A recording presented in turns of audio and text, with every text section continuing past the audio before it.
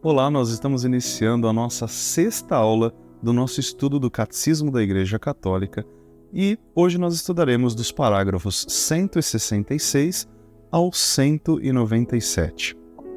Na nossa aula anterior, nós falamos um pouquinho a respeito da fé. O que é ter fé? O que significa a fé? E nós aprendemos que a fé é uma resposta que nós damos a Deus, uma resposta livre.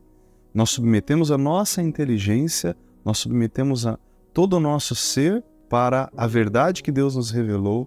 E então, nós podemos dizer com convicção, eu creio. Você pode dizer, eu creio. Hoje nós iremos falar um pouquinho a respeito desta mesma fé, mas é uma fé professada em conjunto, em unidade, enquanto igreja, enquanto povo de Deus reunido. Por isso, convido você a pegar o seu catecismo agora, no parágrafo 166, diz assim: a fé é um ato pessoal, a resposta livre do homem à iniciativa de Deus que se revela. Ela não é, porém, um ato isolado. Ninguém pode crer sozinho, assim como ninguém pode viver sozinho. Ninguém deu a fé a si mesmo, assim como ninguém deu a vida a si mesmo. O crente recebeu a fé de outros, deve transmiti-la a outros. Nosso amor por Jesus e pelos homens nos impulsiona a falar a outros de nossa fé. Cada crente é como um elo na grande corrente dos crentes. Não posso crer sem ser carregado pela fé dos outros, e pela minha fé contribuo para carregar a fé dos outros. Nós somos como que um elo nesta grande corrente que é a igreja. Nós estamos unidos, conectados aos apóstolos. Nós estamos, se a gente for voltando no tempo, nós estamos ligados àqueles primeiros homens que tiveram aquele encontro maravilhoso com Deus, aqueles homens também que conviveram com Jesus, os apóstolos que ensinaram aquilo que Jesus ensinou, que transmitiram para nós até chegar aos nossos dias. Nós vamos ver que esta fé que nós professamos hoje é a mesma fé daqueles homens. Portanto, ninguém pode viver sozinho. A igreja está dizendo assim, como ninguém pode viver sozinho, ninguém pode professar uma fé de forma isolada. Porque senão cada um vai criar a sua própria fé, não é verdade? A igreja, ela nos deu a fé, diz o catecismo, por meio do batismo e por meio dos sacramentos. Quando nós fomos batizados, é feita uma pergunta para os catecúmenos, principalmente aqueles que já são adultos, o que vocês estão pedindo para a igreja? E os catecúmenos respondem, a fé. Mas que fé? Esta fé que a igreja professa há 2000 anos. Veja que nós somos herdeiros desta fé. Nós herdamos esta fé maravilhosa. E quando eu falo esta fé, eu estou me referindo à profissão de fé. Lembra que nós estamos na primeira parte do catecismo e que nós trataremos da nossa profissão de fé? Ou seja, do creio. Creio em Deus Pai Todo-Poderoso, Criador do céu e da terra. Nós vamos estudar o creio inteirinho daqui para frente. Mas esta aula de hoje é apenas uma introdução para que nós possamos adentrar em cada partezinha da nossa profissão de fé. Então é isso que nós vamos estudar daqui para frente. Nós recebemos esta fé da igreja, é dela que nós recebemos, tá? Nós não inventamos essas coisas, isso não nasceu agora.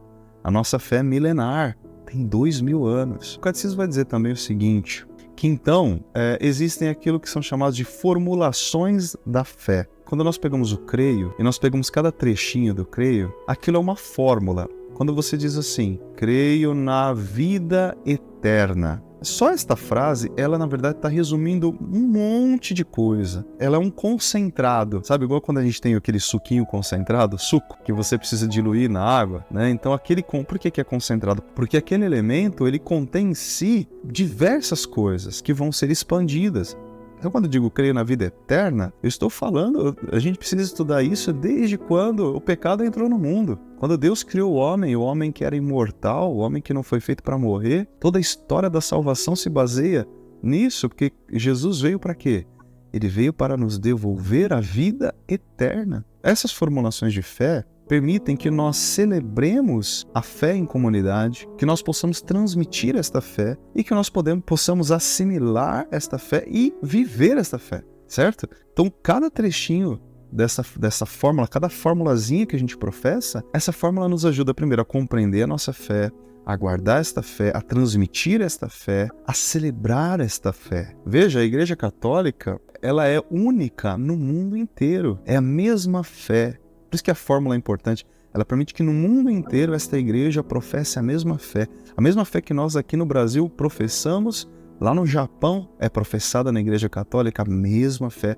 Em Roma, a mesma fé. Na América Latina, na América Central, na Ásia, em toda parte, a fé da igreja é a mesma. Por isso eu vou ler com você agora o parágrafo 173 do Catecismo, que diz assim, olha só. Isso aqui é uma citação de Santo Irineu de Leão. Com efeito, a igreja, embora espalhada pelo mundo inteiro até os confins da terra, tendo recebido dos apóstolos e dos discípulos deles a fé, guarda esta pregação e esta fé com cuidado, como se habitasse em uma só casa. Nelas crê de forma idêntica, como se tivesse uma só alma, e prega as verdades de fé, as ensina e transmite com voz unânime, como se possuísse uma só boca.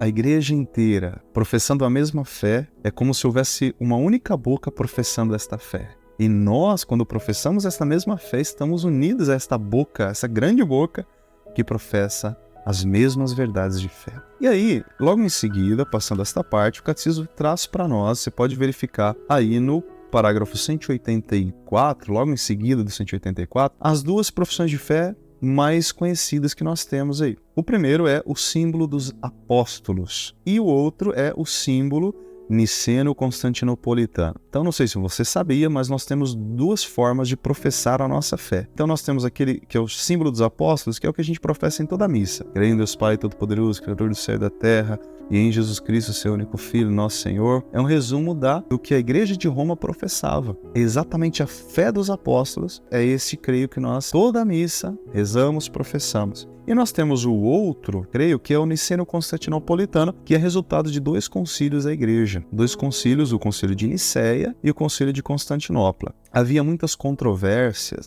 muitos problemas a respeito daquilo que a igreja deveria crer, se Jesus ele era 100% homem, 100% Deus, se ele só era homem, ou se ele só era Deus. Havia várias heresias, e a igreja tinha que combater essas heresias, e muitas vezes o Papa tinha que convocar um concílio.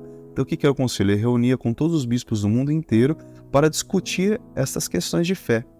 E ali eles resolviam muitas coisas e proclamavam então uma fórmula que iria resumir aquele resultado que eles tinham chegado. Então muita coisa foi resolvida nesses dois concílios, o de Nicéia e o de Constantinopla. E daí nasceu um outro creio, que você pode encontrar aí no seu catecismo. Em vez de começar creio em Deus Pai Todo-Poderoso, ele começa creio em um só Deus Pai Todo-Poderoso, Criador do céu e da terra, de todas as coisas visíveis e invisíveis. Se você ainda não conhece, dá uma olhadinha, com certeza você vai gostar muito disso aí. Eu vou ler com vocês agora o parágrafo 186 aí do Catecismo da Igreja Católica. Vamos lá, diz assim, desde a origem, a Igreja Apostólica exprimiu e transmitiu sua própria fé em fórmulas breves e normativas para todos. Mas já muito cedo a igreja quis também recolher o essencial de sua fé em resumos orgânicos e articulados, destinados sobretudo aos candidatos ao batismo. Esta síntese da fé não foi elaborada segundo as opiniões humanas, mas da Escritura inteira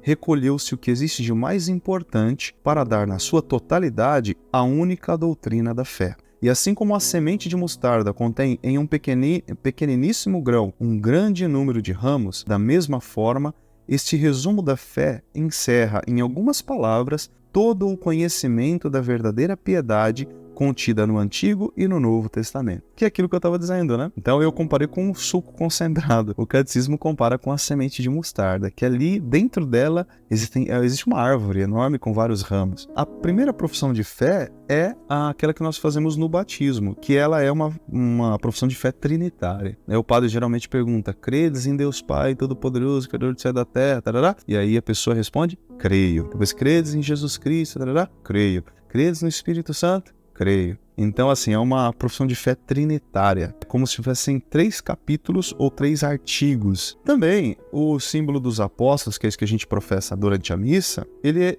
foi dividido em 12 artigos, que, segundo a igreja, seria uma referência aos 12 apóstolos. Por isso que ele é chamado o símbolo dos apóstolos. porque ele foi recebido, era a fé professada pelos apóstolos, e também ele está dividido em 12 artigos. Houve também, durante a história da igreja, outros símbolos de fé, como por exemplo das igrejas apostólicas antigas, eram outras fórmulas de fé, também dos concílios de Toledo, concílio de Latrão, concílio de Leão, concílio de Trento, né? Vários concílios também que confeccionaram ali outras profissões de fé, outros símbolos de fé, mas a igreja, a igreja romana adotou esses dois aí como os principais, né? O símbolo dos apóstolos e o ensino constantinopolitano.